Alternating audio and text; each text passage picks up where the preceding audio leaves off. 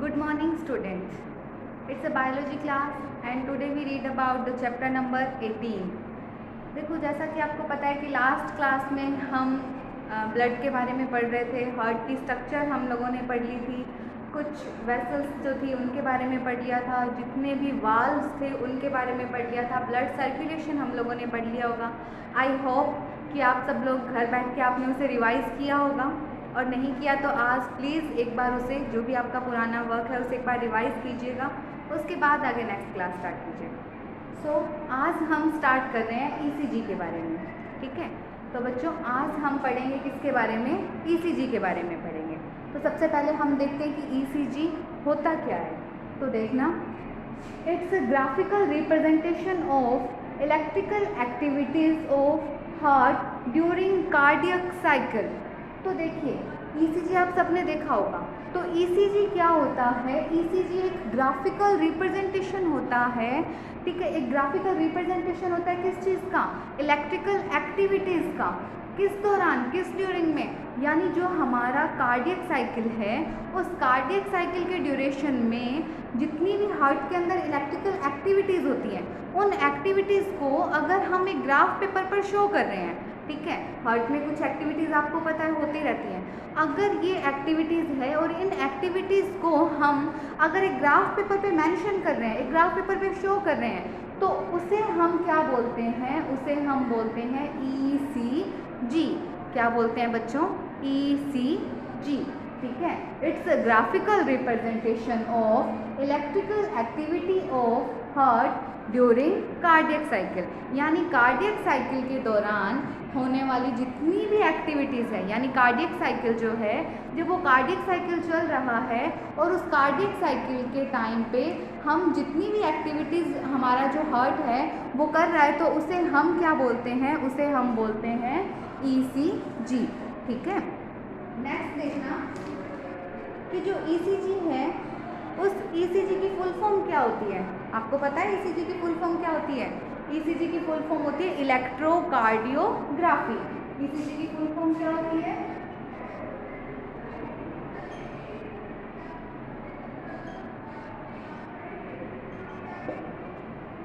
Full form of ECG is electrocardiography, okay. अब देखिए क्या करना है कि अगर हमें एक स्टैंडर्ड ईसीजी निकालना है किसी भी ह्यूमन बीइंग का, हमें एक नॉर्मल और एक स्टैंडर्ड ईसीजी अगर हमें निकालना है तो उसके लिए हमें क्या यूज़ करना पड़ेगा? देखो इलेक्ट्रिकल एक्टिविटीज़ हो रही है, हमें हार्ट की इलेक्ट्रिकल एक्टिविटीज़ को चेक करना है, तो उसके लिए ऑब्वियस सी बात है कि हमें इलेक्ट्रिकल लीड्स की यूज़ करनी पड़ेगा, है ना। तो इलेक्ट्रिकल लीड्स जो हैं वो स्टैंडर्ड अगर ईसीजी हम निकाल रहे हैं तो स्टैंडर्ड ईसीजी के टाइम पे हमें कितनी लीड्स यूज़ करनी होगी? 3 लीड्स यूज़ करनी होगी, ठीक है। कितनी लीड्स यूज़ करनी होगी बच्चों? 3 लीड्स को यूज़ करेंगे। तो उसमें से फर्स्ट जो है, देखो 3 लीड्स यूज़ करेंगे जिसके अंदर से 1 ऑन ईच रिस्ट, यानी दोनों रिस्ट के ऊपर, ठीक है। एक एक जो इलेक्ट्रिकल लीड्स हैं वो कहाँ लगाएंगे हम? दोनों रिस्ट पे। और एक जो इलेक्ट्रिकल लीड है वो हम कहाँ लगाएंगे? 1 ऑन लेफ्ट एंकल। तो ये आपको ध्यान रखना है कि जब हम स्टैंडर्ड ईसीजी निकाल रहे हैं तो स्टैंडर्ड ईसीजी के दौरान क्या होगा कि हम 3 लीड्स का यूज़ करेंगे और 3 लीड्स के यूज़ के टाइम देखो 2 तो हम कहाँ यूज़ करेंगे? रिस्ट पे, यानी 2 लीड्स तो कहाँ यूज़ होंगी? रिस्ट पे यूज़ होंगी। और एक लीड कहाँ यूज़ होगी? लेफ्ट एंकल पे। एक लीड कहाँ यूज़ होगी? लेफ्ट एंकल पे। और जब हम उसका ग्राफिकल रिप्रेजेंटेशन देखेंगे किसका, यानी जो ईसीजी है वो एक ग्राफिकल रिप्रेजेंटेशन देगा तो वो कुछ इस तरह से मेंशन होगा। जब हम एक स्टैंडर्ड ईसीजी देखेंगे यानी इलेक्ट्रोकार्डियोग्राम देखेंगे तो वो क्या होगा? कुछ इस तरह से आएगा ग्राफ। ये आपको एक पी वेव शो हो रही होगी, देन क्यू, आर और S. After that it's a T wave, okay. देखिए फिर से बता दूं कि ये जो आपको एक दिख रहा है ये कौन सी वेव है? P wave. Then it's a Q wave, R wave, S wave. Q, R and S. After that it's a T wave, okay. अब हमने क्या देखा था कि हार्ट की एक्टिविटीज़ देख रहे हैं हम ड्यूरिंग कार्डियक साइकिल। तो देखो कार्डियक साइकिल जो होता है उसका जो ड्यूरेशन होता है वो 0.8 सेकेंड होता है, यानी 0.8 सेकेंड का कार्डियक ड्यूरेशन होता है। यानी कार्डियक साइकिल जो होता है वो कितने टाइम का होता है? 0.8 सेकेंड का। तो ये जो ग्राफिकल रिप्रेजेंटेशन आएगा वो कितने सेकंड का आएगा, 0.8 सेकंड का, ठीक है, यानी 0.8 सेकंड का जो भी रिप्रेजेंटेशन आएगा वो कुछ इस तरह से होगा, ठीक है। उसके अंदर क्या होगा, one is P wave, then Q R और S wave, after that T wave.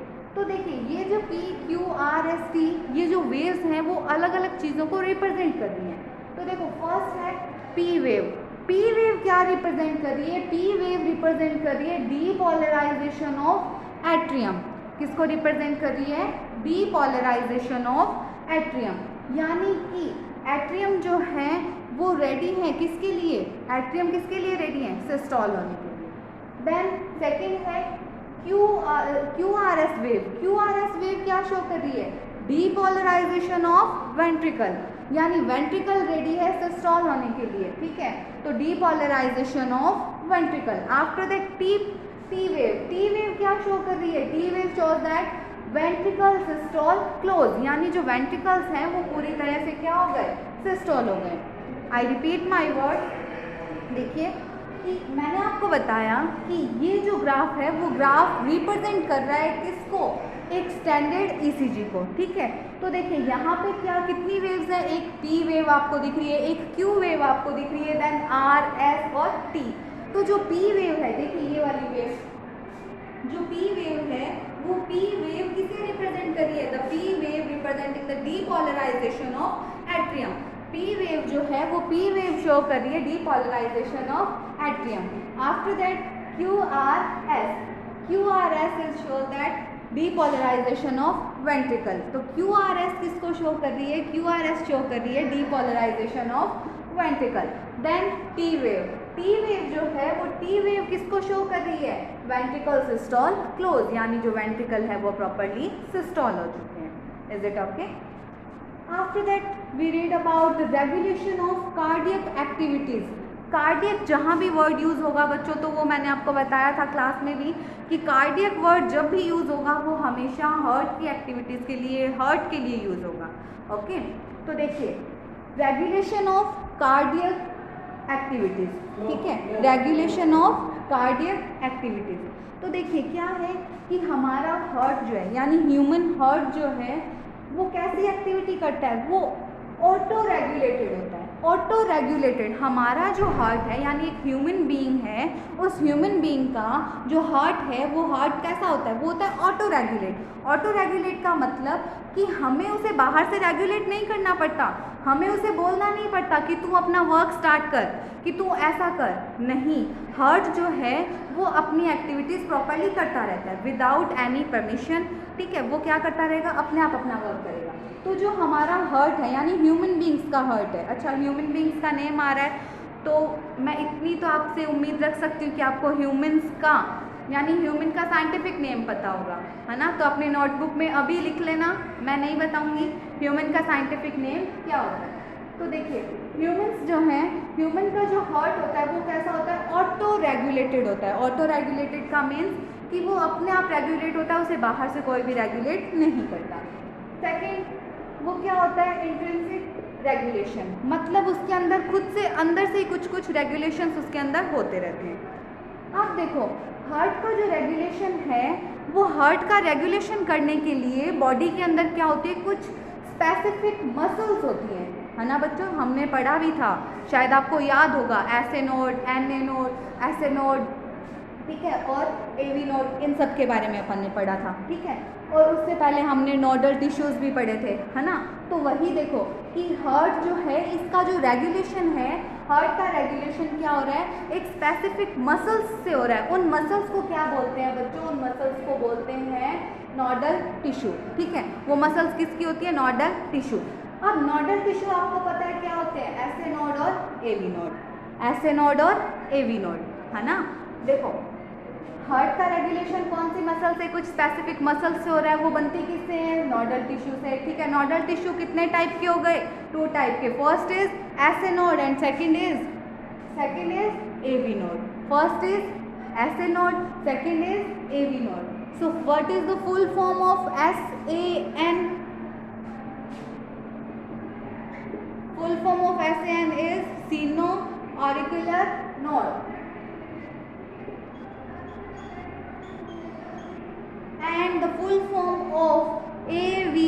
Node is atrioventricular node.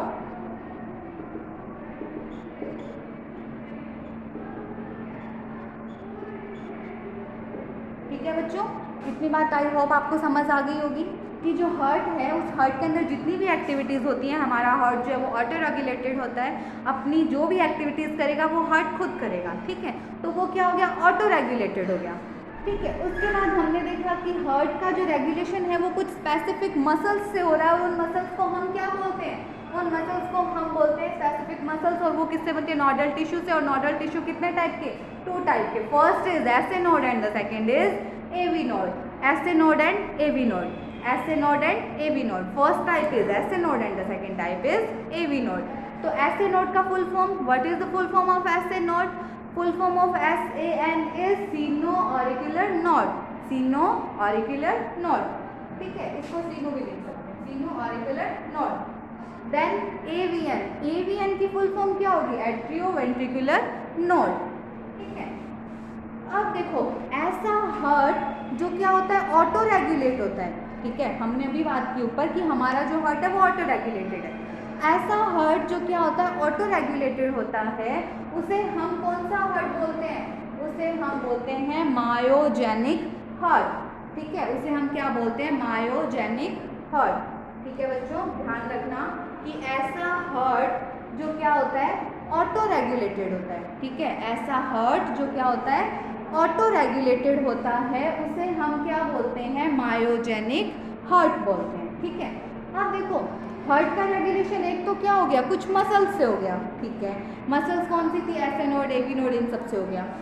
अब उसके बाद हार्ट का जो रेगुलेशन है वो कुछ नर्व्स से भी होता है। ठीक है, हार्ट का रेगुलेशन क्या है, कुछ नर्व्स से भी कंट्रोल होता है। उन नर्व्स को क्या बोलते हैं अपन, ANS, यानी ऑटोनोमस नर्व सिस्टम। ठीक है, मैंने बताया कि हार्ट का जो रेगुलेशन है वो हार्ट का रेगुलेशन कुछ नर्व्स से भी कंट्रोल होता है। क्या बोला बच्चों मैंने कि हार्ट का रेगुलेशन देखो मसल से हो रहा था, is it okay, but heart का जो रेगुलेशन है वो हार्ट का रेगुलेशन कुछ नर्व्स से भी कंट्रोल होता है। तो उन नर्व्स को अपन क्या बोलते हैं, उन नर्व्स को बच्चों अपन बोलते हैं ANS, autonomous nerve system.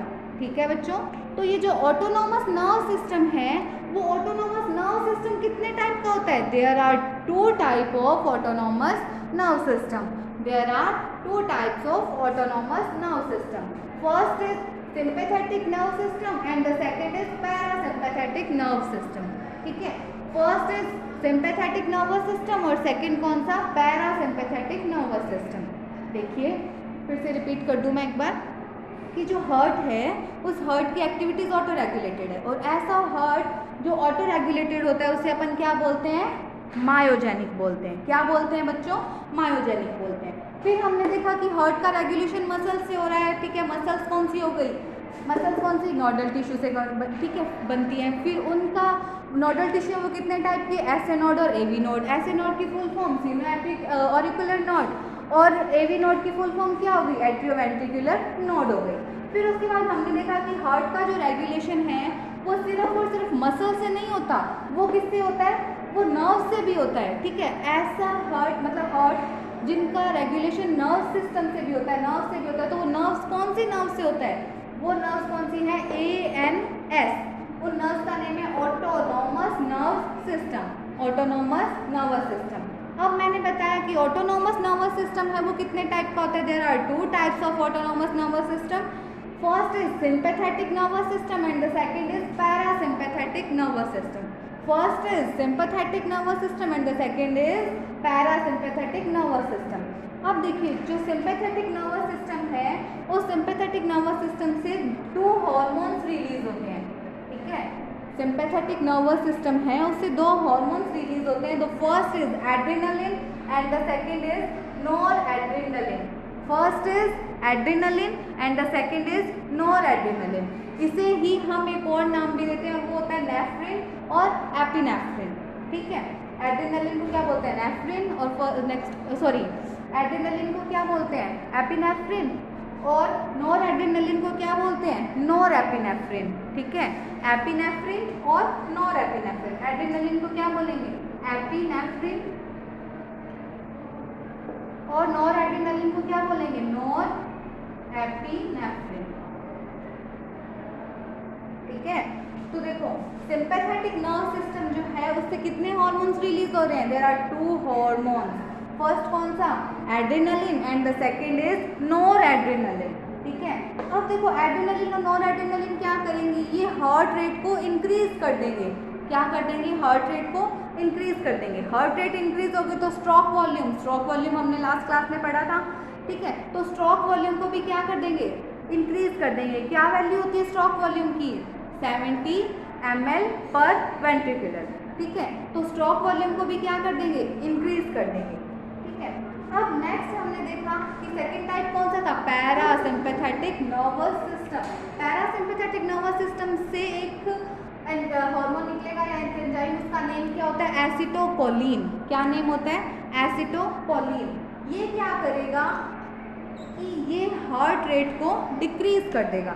Heart rate decrease होगी तो क्या होगा? स्ट्रोक वॉल्यूम अपने आप क्या हो जाएगा? डिक्रीज हो जाएगा। ठीक है, तो देखो आज की क्लास में हमने पढ़ा ईसीजी के बारे में कि ईसीजी क्या होता है? ईसीजी एक ग्राफिकल रिप्रेजेंटेशन होता है इलेक्ट्रिकल एक्टिविटीज का।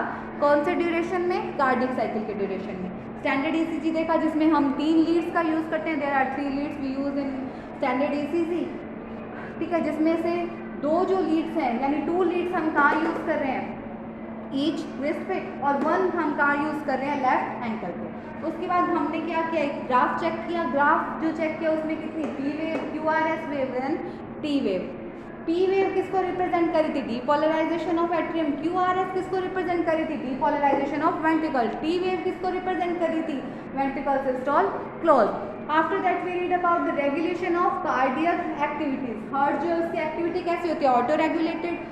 ऑटो रेगुलेटेड होती है तो इसका जो रेगुलेशन है वो कुछ स्पेसिफिक मसल से होता है। ठीक है, उसके बाद हमने पढ़ा एसओ नोड और एवी नोड के बारे में। फिर हमने पढ़ा कि ऐसा हार्ट जो क्या करता है? ऑटो रेगुलेटेड होता है, उसको हम क्या बोलते हैं? Myogenic heart. उसके बाद हमने देखा कि हार्ट की एक्टिविटीज़ जो है वो नर्व सिस्टम से भी कंट्रोल में होती हैं।